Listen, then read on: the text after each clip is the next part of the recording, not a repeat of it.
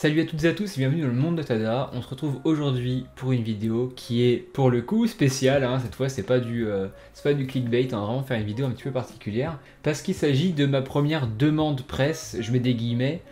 C'est un service presse que j'ai reçu à la demande de Panini pour vous parler du manga Shot-L dont j'ai déjà parlé sur la chaîne parce que je l'avais acheté au format collector comme vous pouvez le voir ici avant. Si jamais vous ne savez pas de quoi parle Shot-L et que vous voulez savoir de quoi ça parle, allez voir la vidéo de Inès Scarlett qui est une partie 1 à cette vidéo, car cette vidéo est la suite de la sienne. Elle va vous expliquer pourquoi peut-être que ça peut vous intéresser vous, au lieu de juste présenter le manga. Et surtout, il y a un concours dans cette vidéo avec un mot-clé à trouver. Il y en a un dans la vidéo d'Inès. Vous trouvez les deux mots-clés que vous envoyez la réponse donc au mail qui s'affiche sur votre écran. Vous pouvez gagner les 3 premiers tomes qui se trouvent derrière moi, envoyés par Panini. Donc le générique, et on est parti tout de suite pour Shot-L. Qu'est-ce que ça vaut finalement, hein? Si vous êtes sur cette vidéo, c'est que vous avez sûrement vu une vidéo parlant de Shot-L qui inonde absolument YouTube actuellement et pour mon avis à bien. Ma vidéo va pas avoir pour but de présenter le manga, même si vous verrez des planches défiler tout au cours de cette vidéo. Mon but, le but ici, c'est surtout de confronter Shot-L à d'autres titres, j'en ai trouvé 3, pour vous donner peut-être envie de comprendre un petit peu qu'est-ce qui pourrait vous plaire dans Shot-L et est-ce que ça pourrait vous plaire, parce que le but c'est pas de vous dire ok bah moi j'ai bien aimé ça machin, même si je l'exprimerai après mon avis, mais ce qui peut être bien c'est de dire bah si vous avez aimé telle œuvre, vous pouvez peut-être aimer Shot-L et donc aller lire ce manga. C'est un manga de Yuito, actuellement 3 tomes en France, le tome 4 sort pour cette vidéo, et l'autrice va être présente à la Japan Expo et je vous conseille d'aller voir ce qu'elle produit, tout simplement parce que ses illustrations sont absolument magnifiques, mais ça on en reparlera après, et je vous conseille de vous procurer ce genre de petit... si vous pouvez vous procurer l'artbook ou autre, franchement elle fait des illustrations de dingue, et si je pouvais être à la Japan, je me ferais dédicacer celui-là, voilà. Donc Shot-L, vous lisez d'autres mangas et vous cherchez à savoir est-ce que cela peut vous plaire? Eh bien, sachez que d'après le synopsis que mon amie Scarlett Inès vous a fait, il s'agirait d'une histoire de vengeance, du moins pour la première partie, donc c'est les deux premiers tomes, on est sur une histoire de vengeance avec des éléments fantastiques et une histoire de réincarnation. Ce qui m'a tout de suite fait penser à ce manga, Oro, de Buronson et Kentaro Miura, qui en plus se passe tiens, à l'époque de Genghis Khan, comme c'est bizarre, où on va suivre une personne de notre époque avec sa petite amie qui va, alors lui pour le coup, être téléporté à l'époque de Genghis Khan avant sa petite amie. Celle-ci va le rejoindre plus tard et ensemble ils vont devoir essayer de buter plein de gens, etc. Bref, c'est une histoire un petit peu nanardesque et pour le coup je trouve que Shot-L a un début d'histoire qui ressemble beaucoup à ce que pouvait proposer Oro. Alors pour le coup c'est cool parce que Oro, ce que je disais, c'est que c'est une histoire qui se prend pas la tête. Ce tome 1 de Shot-L ne se prendra pas la tête et si vous avez aimé Oro, je pense que l'histoire de ce tome 1 vous plaira énormément. Malgré tout, ce n'est pas l'histoire de Shot-L. L'histoire de Shot-L, d'après ce tome 3 en fait qui nous donne les révélations comme l'a dit Inès, c'est une histoire de transfert de mémoire. Une histoire sur le devoir de mémoire, le transfert d'une culture et surtout le sauvetage d'un peuple. Ce qui m'amène à ma seconde œuvre, Bright Stories. Là vous vous dites, bon, qu'est-ce qu'il me raconte? Bon, déjà c'est en Asie du Centre également, mais c'est surtout le personnage de Smith dans Bright Stories. Donc le personnage de Smith, c'est la personne qui va, voilà, c'est le médecin en fait qui va suivre, qui va aller de tribu en tribu, dans le but de recueillir en fait des mémoires et des photos de ces tribus. On est un petit peu là-dessus sur Shot-L, c'est-à-dire que le personnage de Yurul, qu'on va voir là, va vraiment avoir ce but de sauvegarder en fait les écrits, de sauvegarder cette culture tangout qui aujourd'hui n'a pas disparu et qui aurait dû disparaître parce qu'on sait, les Mongols, ils aiment pas trop, voilà, ils avaient envie de faire disparaître tout ça, hein. Si vous connaissez le Damnatio Memoriae, c'était un petit peu ça que les Mongols voulaient faire avec les Tangouts, c'est-à-dire tout supprimer, les habitants, les villes, le peuple, la langue, tout. Yorul lui va vouloir sauvegarder cette culture et quelque chose me dit qu'on n'est pas prêt de sortir de cet arc narratif là. Pourquoi je dis ça? Parce qu'en fait dans cet artbook on peut voir, notamment ici, Yorul plus vieux, toujours avec les écrits et avec une cicatrice sur la tête qui va se battre. Donc je suppose qu'on va avoir une confrontation qui va durer sur la plupart des tomes pour la sauvegarde de ses écrits entre les Mongols qui veulent donc supprimer les Tangut et le peuple Tangut mené par Hyrule et Shot-El. L'histoire de vengeance donc va s'arrêter. C'est un petit peu ça qu'on a dans My Stories avec le personnage de Smith, je me répète, mais il va être là pour sauvegarder donc des photos, des écrits de ces peuples qui vont peut-être disparaître à cause des Russes, ceux qui sont un petit peu avancés dans My Stories.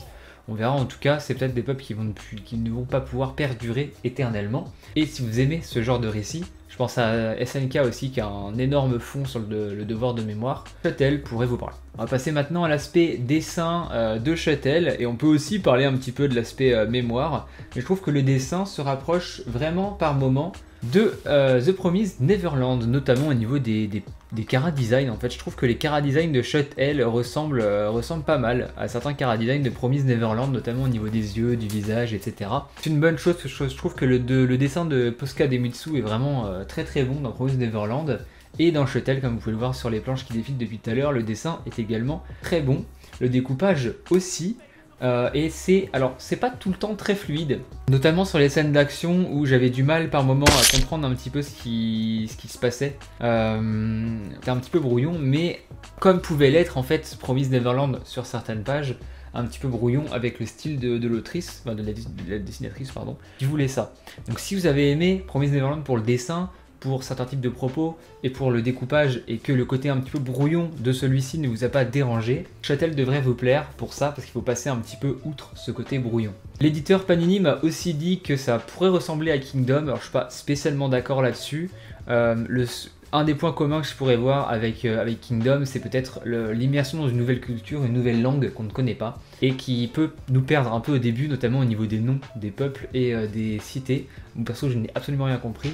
À la relecture, j'ai commencé à saisir ce que c'était qu'un Tangut, un Xia occidentaux, le Minyang, etc. Ça veut dire la même chose concrètement. Mais il faut s'accrocher pour entrer dans cet univers-là. Et contrairement à Kingdom, qui lui arrive avec un personnage tout con, Shin, son but il est ultra simple, c'est le perso shonen par excellence, à nous immerger dans ce monde. Dans Shot-El, on n'a pas ce personnage-là. Shot-El aurait dû l'être, mais je trouve que son développement est un peu complexe, notamment à cause de tous les flashbacks qu'il va pouvoir y avoir, et qui peuvent perdre un petit peu le lecteur. Certains se demandent sûrement quel est le second mot pour gagner ces 3 premiers tomes offerts par Panini, moi-même et Inès. Il s'agit du mot vengeur. Il vous suffit donc maintenant d'aller regarder la vidéo d'Inès, de trouver le premier mot-clé et d'envoyer les 2 mots-clés à l'adresse mail qui s'affiche sur votre écran, qui est en description. Le gagnant sera tiré au sort très rapidement. Le but étant que vous puissiez aller à la Japan Expo, prendre le tome 4, le faire dédicacer par l'autrice parce qu'elle dessine vraiment trop bien, et ensuite avoir les 3 premiers tomes pour compléter la série et peut-être, pourquoi pas, vous lancer dans l'aventure Shot-El. Avant de conclure cette vidéo, mon avis sur Shot-El à la fin de la lecture de ces 3 premiers tomes. Grosso modo, sans pas spoiler, mais je vais vous donner quelques indices sur ce qui se passe. Ce tome 1, c'est une histoire de vengeance avec beaucoup d'action, du sang et une héroïne, surtout une héroïne, c'est ça qui est important dans un manga historique qui parle de guerre, et ça fait plaisir. Donc moi j'avais beaucoup aimé ce tome 1 qui s'est lu vraiment extrêmement bien, j'ai vraiment aimé, et j'ai surtout beaucoup aimé la couverture que je trouve absolument magnifique, surtout dépliée. Les couvertures sont juste trop belles. Ce tome 2 par contre m'a complètement perdu parce qu'on rentre dans un autre sous-souvenir, on rentre dans un nouveau flashback. On commence à nous faire comprendre que l'histoire va peut-être pas être qu'une histoire de vengeance. Donc on est sur une réincarnation dans un monde qui a un flashback qui lui-même a un flashback qui est assez complexe, mais malgré tout ce tome 2 a été un peu compliqué parce que c'est là qu'on commence à voir tous les noms, c'est complexe, etc. Vous savez, moi et mon petit cerveau de pigeon, on a du mal à tout capter, mais grosso modo j'ai quand même apprécié ce tome 2 parce que je me suis acheté donc le tome 3.